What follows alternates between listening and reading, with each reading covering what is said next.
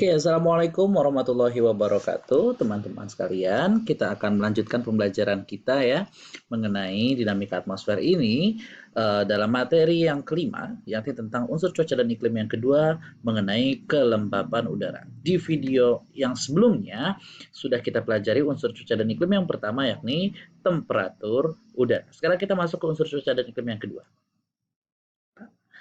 Simpelnya adalah apa yang kita maksud sebagai kelembaban udara. Nah, itu ya.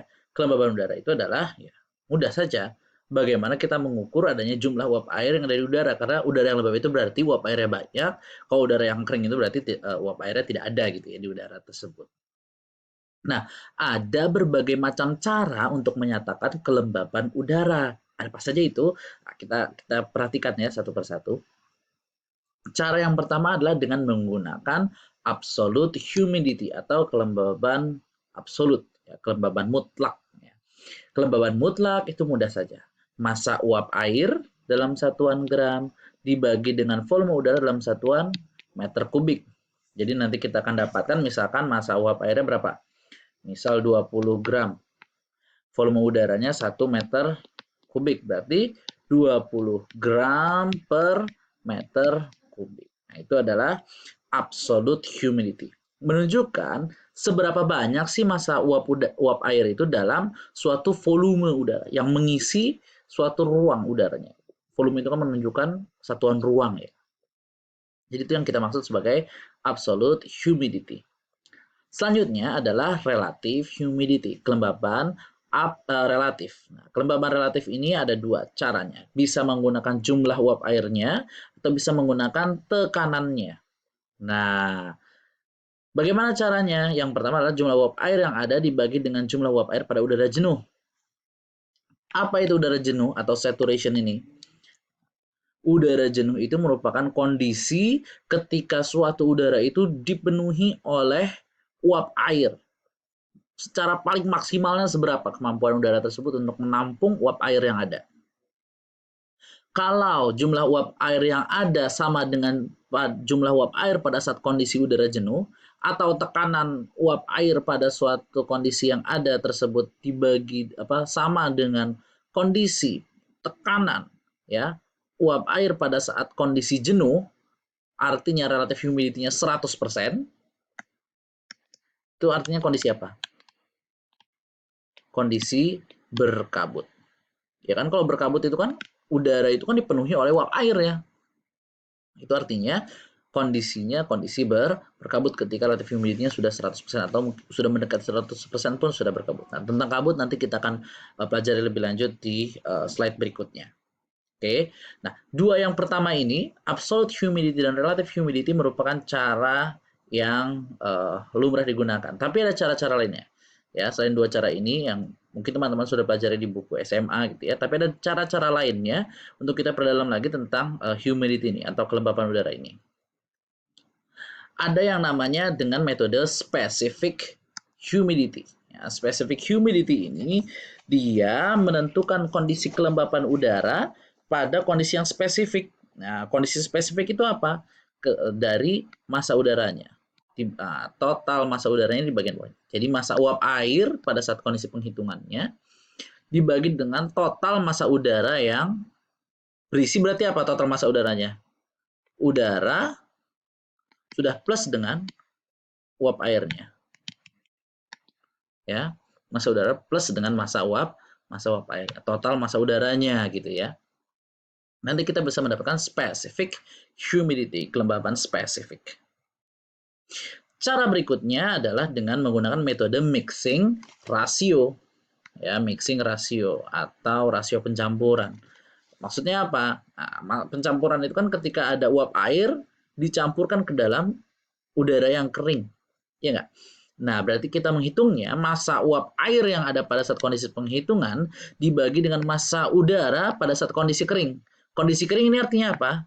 Tidak ada uap air. Atau kalau pakai bahasanya relative humidity ya tidak ada uap air, itu relative humidity sama dengan 0%. Nah, massa uap air pada saat kondisi penghitungan tersebut dibagi dengan massa udara yang kering. Udara kering itu yang tidak ada uap air. Nanti kita dapatkan satunya dalam gram per kilogram. Itu gitu ya. Cara yang terakhir adalah dengan menggunakan metode vapor pressure. Apa itu vapor pressure? Tekanan uap air. Nah, vapor pressure ini ada dua jenis. Ada actual vapor pressure, ada yang kedua saturation vapor pressure. Actual vapor pressure itu misalkan begini. Pada saat kondisi udara ada 72% nitrogen. Berapa oksigen? Ada 78% nitrogen, kemudian ada 21% oksigen, ya. Kemudian sisanya 1% ini bagi-bagi. Nah, ternyata setelah dihitung uap airnya itu ada 0,1%. Nah, berarti berapa? Kalau dalam udara yang totalnya 1000 milibar, berapa milibar tekanan uap airnya? Berarti 1 milibar, ya nggak? 0,1% dari 1000 milibar. 1 milibar. Nah, itu berarti actual vapor pressure pada saat kondisi udara 1000 milibar ya tekanannya dan dia ada 0,1% uap air, maka uap air itu tekanannya adalah 1 milibar. Itu untuk actual vapor pressure. Nah, ini menunjukkan apa? Kalau semakin besar tekanan uap air di udara, menunjukkan semakin besar pula jumlah molekul air yang ada di udara. Ya nggak? Karena apa? Kalau ada suatu massa udara yang seperti ini, semakin banyak uap air yang mengisinya, artinya apa? Tekanan yang berada di tempat yang sama tersebut akan semakin tinggi. Gitu ya.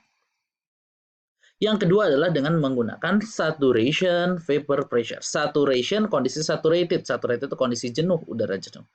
Nah, pada saat kondisi udara jenuh, ada ketetapannya bahwa semakin tinggi suhu udara, ya, akan semakin besar jumlah uap air yang dibutuhkan untuk menjenuhkan udara. Kenapa? Karena kalau suhunya tinggi, uap air yang ada di tempat tersebut mudah untuk menguap. Jadi untuk bisa membuat udara tersebut jenuh, udara jenuh itu apa?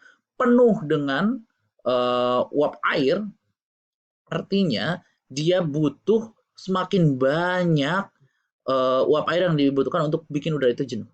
Sementara di tempat yang suhunya rendah, ya, butuh uap airnya sedikit. Artinya saturation vapor pressure-nya di tempat yang udaranya suhunya rendah lebih sedikit butuhnya. Apa artinya? Udara jenuh akan lebih mudah kita temukan di tempat yang suhunya rendah. Di atas permukaan es ya, di kutub itu ya, yang namanya udaranya akan lebih jenuh dibandingkan di atas permukaan gurun. Ya nggak? Karena suhunya di gurun tinggi. Untuk bisa menjenuhkan udara di gurun itu sangat banyak uap yang dibutuhkan karena suhunya tinggi. Sementara di kutub karena suhunya sangat rendah, untuk membuat udara tersebut jenuh, cukup sedikit saja. Maka kejenuhan udara yang ada di daerah suhunya lebih rendah akan lebih tinggi dibandingkan di tempat yang suhunya tinggi. Itu adalah beberapa metode untuk menyatakan kelembaban udara. Oke.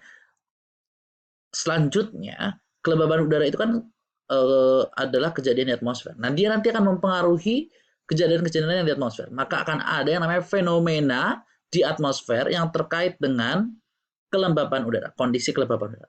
Ada apa saja itu? Ada 4. Yang pertama adalah embun atau dew. Ya, embun itu teman-teman mungkin suka lihat pagi-pagi gitu ya. Kita keluar ke taman, ada embun di dedaunan gitu ya. Kenapa bisa ada embun? Terjadi embun itu ketika udara pada malam harinya melewati yang namanya kondisi dew point. Apa dew point? Titik embun. Kondisi udara tertentu yang memungkinkan terbentuknya embun. Kenapa bisa terbentuk embun? Pada malam hari suhu udara itu kan mengalami pendinginan karena bumi tidak lagi menerima pemanasan dari matahari. Nah, di kondisi yang mendingin itu akan terjadi penguapan. Kenapa terjadi penguapan? Karena bumi dia akan melepaskan energi yang diterima pada siang harinya pada malam hari. Begitu ya. ketika terjadi pelepasan energi panas di waktu malam, apa yang akan terjadi? Uap air akan menguap gitu ya. Nah, ketika terjadi penguapan kan nanti akan ada uap air yang melayang-layang di udara. Nah, di dekat tanah itu kalau ada tanaman, dia akan nempel di situ. Kayak pagi-pagi bisa kita temukan uap air yang di dedaunan. Nah, berikutnya adalah namanya ilam-ilam atau haze. Ilam-ilam atau haze ini apa? Nah, kalau teman-teman ingat konsep aerosol. Oke, konsep aerosol itu bagaimana? Adanya material padat atau material cair di dalam material gas. Ya, ketika ada aerosol itu, material padat itu seperti apa? Debu, pasir gitu ya di udara, atau cair seperti air gitu ya di udara. Apa yang akan terjadi? Yang kita temukan adalah jarak pandang akan berkurang karena udara tertutup oleh aerosol ini. Nah, kondisi itu yang kita sebut sebagai ilam-ilam atau haze. Kondisi yang lainnya adalah kabus dan kabut. Apa bedanya? Mudah saja di relative humidity-nya. Kabut itu dia lebih pekat daripada kabus. Maka kalau kabut ini ketika relative humidity-nya sudah lebih dari 95%. Berarti udara sudah sangat jenuh gitu ya. Hampir mendekati udara jenuh. Sementara kabus ini masih di bawah 95%. Oke, kembali. Di bawah 95% ya. Kita hapus dulu. Di bawah berapa? 95. Di bawah 95%.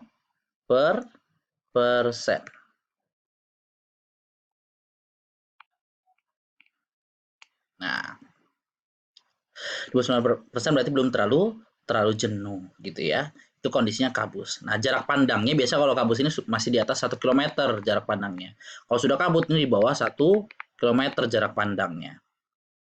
Karena sudah sangat jenuh udaranya. Jadi kita memandang pun sudah sulit gitu ya.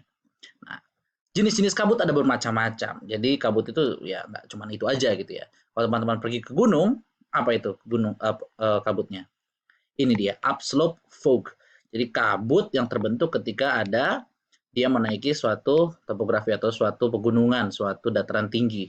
Terbentuk kabut di sini, namanya upslope fog.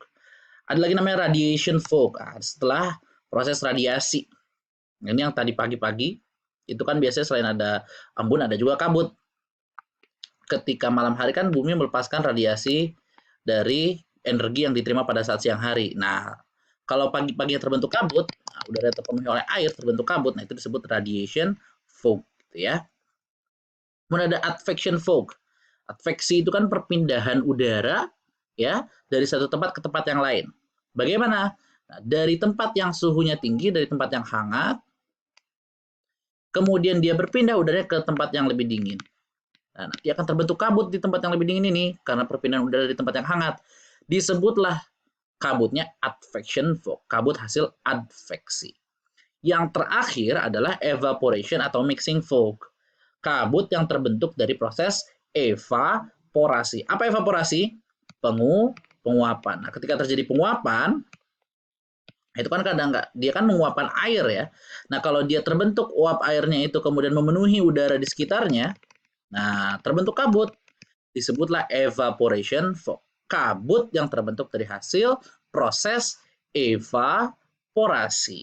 Nah, itu dia beberapa jenis kabut ya, sebagian dari fenomena di atmosfer yang terkait dengan kelembapan udara. Nah, sampai sini dulu di video kita mengenai kelembapan udara, karena untuk pembahasan unsur cuaca dan iklim lainnya akan dibahas di video-video yang selanjutnya ya. Jadi teman-teman jangan lupa diklik ya, like, subscribe, juga share ke teman-teman yang lain. Dan kalau sudah subscribe, pencet yang tanda bell-nya. Jadi kalau ada notifikasi, ada video baru, langsung teman-teman mendapatkan notifikasinya.